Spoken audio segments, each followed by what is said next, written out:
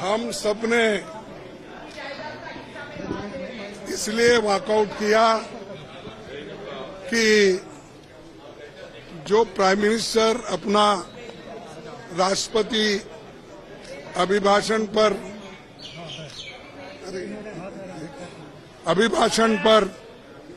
जो भाषण दे रहे थे, उन्होंने कुछ गलत बातें सदन को बताई, गलत झूठ, और उनकी आदत है कि झूठ बोलना, लोगों को भ्रमित करना और जो सत्य के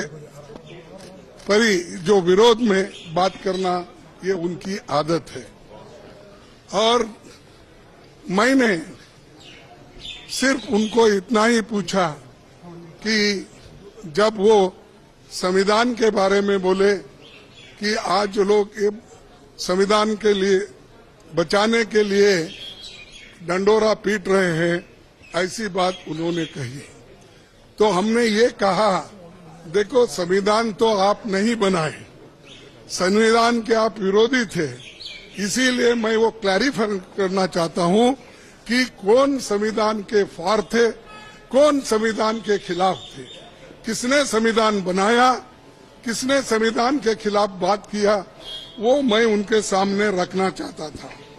मैं ये रखना चाहता था कि उन्हीं के पेपर में आरएसएस के जो मुखपत्र है ऑर्गेनाइजर 30 नवंबर 1949 में अंक में संपादकीय में लिखा था, यह ऑर्गेनाइजर तो ऑथेंटिक पेपर है उनका, ये उनका ऑफिशियल पेपर है, उसमें ये लिखा गया था, भारत के इस नए संविधान की सबसे बुरी बात यह है कि इसमें भारतीय कुछ भी नहीं है, प्राचीन भारत के अद्भुत संवैधानिक विकास के बारे में इसमें कोई जिक्र ही नहीं है। आज तक मनुस्मृति में दर्ज मनु के कानून दुनिया की प्रशंसा का कारण है। ये किसने कहा? ये ऑर्गेनाइजर ने, आरएसएस ने, जनसंघ के जो लोग थे उस वक्त उन्होंने कहा, और वे स्वयं स्फूर्ति आज्ञाकारित और अनुरूपता पैदा करते हैं। हमारे संवैधानिक विशेषज्ञों ने ये बात निरर्थक है। उन्होंने ये कहा कि यहाँ तक जो कॉन्स्टिट्यूंट असेंबली के मेंबर से किए हैं ये गलत है। उन्होंने उस वक्त अपोज करके इस संविधान को उन्होंने नकार दिया था, और आज उसकी रक्षा की खुद बात करते हैं और हमारे को बोलते हैं कि हम संविधान विरोधी है। अरे खुद विरोधी है, जन्मता ही विरोधी है, शुरू से विरोधी है। इसको जब इसका जन्म शुरू हुआ उस दिन से इन्होंने बहुत से पुतले जलाए, अंबेडकर के, नेहरू जी के पुतले जलाकर रामलीला मैदान में उन्होंने ये सब काम किया। आज ये बोल रहे हैं कि हम संविधान के विरोधी हैं। संविधान बचाओ हम इसलिए बोल रहे हैं क्योंकि इसमें आरएसएस की मंशा क्या है, जनसंघ की मंशा क्या थी और बीजेपी की आज जो मंशा क्या है ये। और बार बार ये भी कहते हैं कि बार बार ये भी कहते हैं बाबा साहब अम्बेडकर को इन्होंने इज्जत नहीं दी, उन्होंने सब कुछ उनको हरा दिया। ऐसी गलत बातें यहाँ पर भी कही गई, वहां पर भी वो कहे। कल हमारे नड्डा साहब ने वहां भी कहा, अब ये भी यहाँ कहेंगे। फिर भी मैं आपको बताना चाहता हूँ, ड्राफ्टिंग कमेटी के चेयरमैन बाबा साहब अम्बेडकर ने अपने शब्दों में कहा है कि मुझे बहुत आश्चर्य हुआ था जब प्रारूप समिति ने मुझे अपना अध्यक्ष चुना। सुन रहे हैं आप?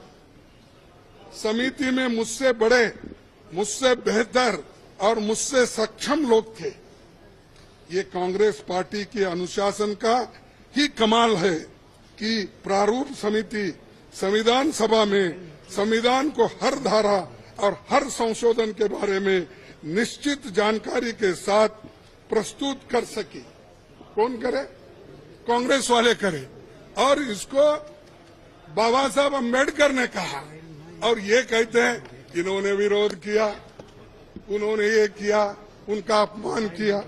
आगे मैं बताऊंगा। इसलिए संविधान सभा के समक्ष संविधान के प्रारूप के अबाध रूप से प्रस्तुत किए जाने के समस्त श्रेय पर कांग्रेस पार्टी का हक बनता है। ये बात मैं कहने वाला था और मेरी बात सुन रहे नहीं। मैं मिनटों से हाथ उठा रहा हूं। हमारे सभी पार्टी, इंडिया गठबंधन पार्टी पूरी उठ के डिमांड कर रही थी, मांग रही थी। हम ध्यान खींच रहे थे चेयरमैन साहब, ना हमको वो मौका नहीं मिला। मैं फिर प्रधानमंत्री से खुद रिक्वेस्ट किया, 1 बार 2 बार 3 बार, लेकिन उन्होंने भी उसको नकार दिया। मैं जो झूठ बातें उन्होंने बोली है ये पूरे मेरे पास है। और कैसा ये लोग आज सदन में बोलते हैं, सदन के बाहर बोलते हैं, ये समझे हैं वो ही पढ़े लिखे हैं और गलत बातें बोलने में माहिर है। ये तो मैं बाबा साहब अम्बेडकर का स्पीच कॉन्स्टिट्यूंट असेंबली में जो बोला वो लाया हूं और ऑर्गेनाइजर में उनके लोग क्या बोले हैं वो भी मैं बताना चाहता था, लेकिन उन्होंने मौका नहीं दिया। और इसलिए मैं कंडम करता हूं, हम सभी लोग कंडम करते हैं और कंडम करके हम वॉकआउट किए, क्योंकि हमारे बात को जब कोई महत्व ही नहीं है तो वहां बैठकर क्या सुने हम। और जब प्रधानमंत्री खुद यहाँ पर जब बात कर रहे थे राहुल जी, उस वक्त 2 बार उठ के उन्होंने क्लैरिफिकेशन की कोशिश की, क्लैरिफाई कर दिए। 4 मिनिस्टर क्लैरिफाई कर दिए। मैं जब बात कर रहा था तो मेरे सदन में मेरे को रोकने टोकने का इतना कोशिश की, इतने लोग बार बार उठे मिनिस्टर्स। तो आज मेरे को 1 मिनट नहीं मिल सकता था इस बात बोलने के लिए। इसीलिए हम वो सभी लोग कंडम करके वॉकआउट किए हैं। बस यही चीज है।